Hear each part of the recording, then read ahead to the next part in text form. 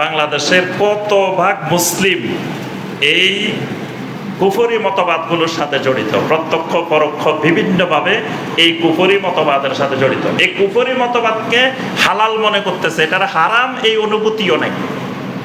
এটা যে একটা আমি হারাম কাজ করতেছি বা একটা কুফরি কাজ করতেছি, এই অনুভূতিটাও মুসলিমেরা হারাই ফেলছে। তারা মনে করে এগুলো দুনিয়াবি বিষয়, এগুলোর সাথে মনে হয় দ্বীনের কোনো সম্পর্ক নেই। কিন্তু একজন মুসলিমের দুনিয়াবি বলতে কিছু নাই, একজন মুসলিমের সব দ্বীনের আওতাভুক্ত। সে বাথরুমে যায়, এটাও দ্বীনের আওতাভুক্ত। এক বাথরুমে শরীয়তের 10-12টা মাসালা খালি বাথরুমে যাওয়ার মধ্যেই। প্রথম গেলে দোয়া পড়া, ডাইন পা দিয়ে ঢুকবে না বাম পা দিয়ে ঢুকবে, এখানে শরীয়ত, এখানে ইসলাম নীতিমালা দেয়। তারপর দাঁড়াই করবে না বসে বসে করবে, এখানে ইসলামের নীতিমালা আছে।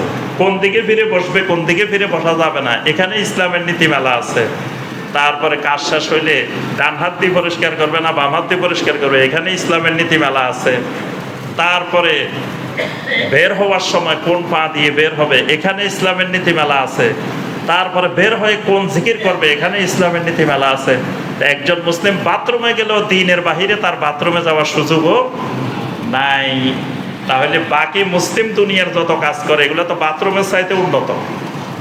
ব্যবসা বাণিজ্য করে, লেনদেন করে, রাজনীতি করে, তারপরে আরো যে বিভিন্ন কাজ করে, এগুলো কি বাথরুমে যাওয়াচ্ছে তার হালকা কাজ?